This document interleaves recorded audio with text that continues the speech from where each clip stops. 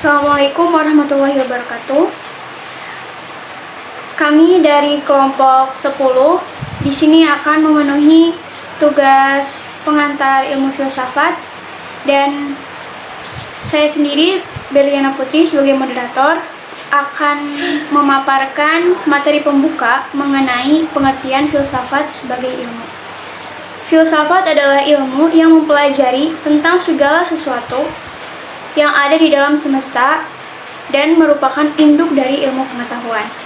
Filsafat ilmu atau philosophy of science adalah pemikiran reflektif terhadap persoalan-persoalan mengenai sifat dasar, landasan-landasan ilmu yang mencakup konsep-konsep pangkal, anggapan-anggapan dasar, asas-asas permulaan, struktur-struktur teoritis, dan ukuran-ukuran kebenaran ilmu.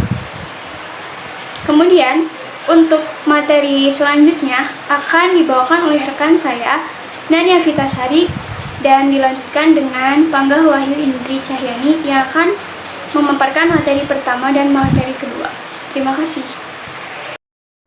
Di sini saya Nania Vitasari sebagai pemateri pertama yang akan sedikit menjelaskan tentang karakteristik cara berpikir filsafat dan metode berpikir filsafat. Yang pertama, karakteristik cara berpikir filsafat, yaitu 1. Bersifat menyeluruh. Maksudnya, seorang ilmuwan tidak akan pernah puas jika hanya mengenal ilmu dari segi pandang ilmu itu sendiri. Dia ingin mengetahui hakikat ilmu dari sudut pandang yang lain, kaitannya dengan moralitas, serta ingin yakin apakah ilmu ini membawa kebahagiaan dirinya. Yang kedua, bersifat mendasar. Maksudnya sifat yang tidak begitu saja percaya bahwa ilmu itu benar. Mengapa ilmu itu benar? Bagaimana proses penilaian berdasarkan kriteria yang dilakukan. Yang ketiga, bersifat spekulatif. Maksudnya menyusun sebuah lingkaran dan menentukan titik awal sebuah lingkaran yang sekaligus menjadi titik akhirnya. Dibutuhkan suatu sifat spekulatif dari segi proses, analisis maupun pembuktiannya, sehingga dapat dipisahkan mana yang logis atau tidak. Yang kedua, metode berpikir filsafat. Pada awalnya, pemikiran filsafat dimulai pada peradaban Yunani kuno. Tetapi secara umum, kini filsafat terbagi menjadi dua bagian, filsafat barat dan filsafat timur. Dengan demikian, beragam pemikiran filsafat manusia, filsafat kognitif, filsafat ilmu, filsafat biologi, dan lain-lain. Berpikir secara filsafat merupakan keaktifan akal dalam mencari dan atau mendalami pengetahuan. Suatu pencarian dasar yang sangat dalam. Tentu pertanyaan metodologisnya, yaitu apa yang dicari. Maka dari itu yang dicari adalah apa yang sebenarnya hendak dicari. Gampangnya, yang dicari adalah hakikat, sesuatu yang dijadikan sebagai pijakan yang kuat untuk menjelaskan sesuatu lainnya.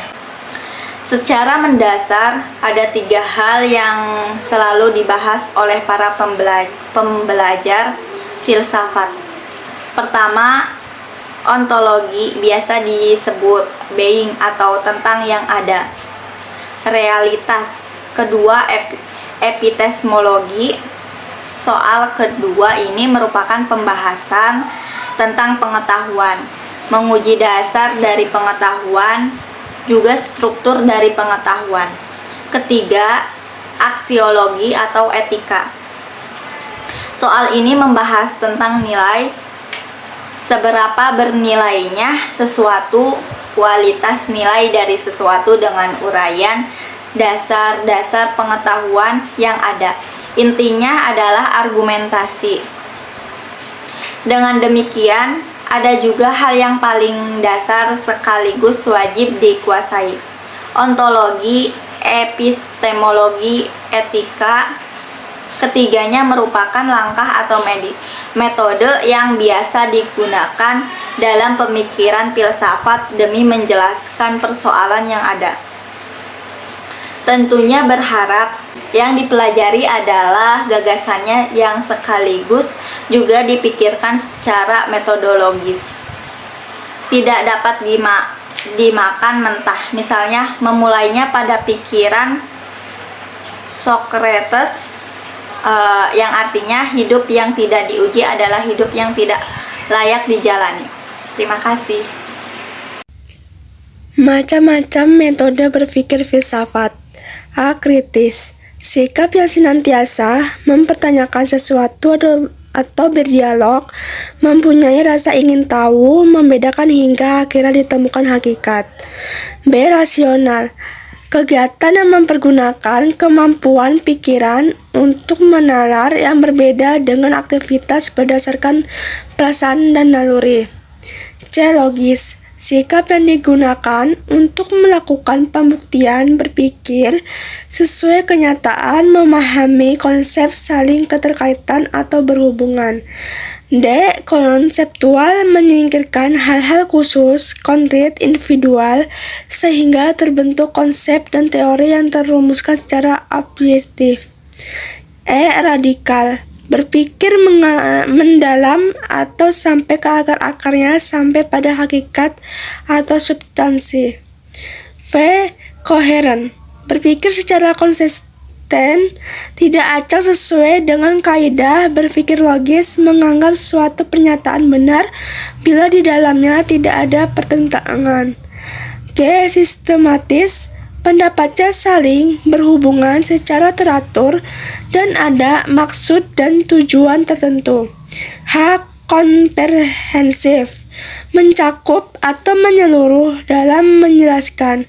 V. Spekulatif, memahami bagaimana menemukan totalitas yang bermakna dari realitas yang berbeda dan beraneka ragam.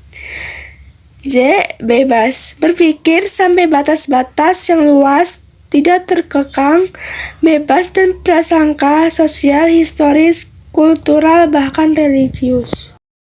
Baik, dari penjelasan dan pemaparan materi yang kami bawakan, dapat diambil kesimpulan bahwa filsafat ilmu dapat dijadikan asas metode berpikir karena cara berpikir filsafat yang sangat mendalam sampai hakikat dan berpikir yang dilihat dari berbagai sudut pandang pemikiran atau sudut ilmu pengetahuan. Filsafat juga ilmu dari ilmu-ilmu yang menjadi dasar segala ilmu. Filsafat memperkatakan seluruh bidang dan seluruh jenis ilmu mencari kebenaran dari seluruh kenyataan. Sekian dari kelompok kami, kurang lebihnya kami mohon maaf. Wassalamualaikum warahmatullahi wabarakatuh.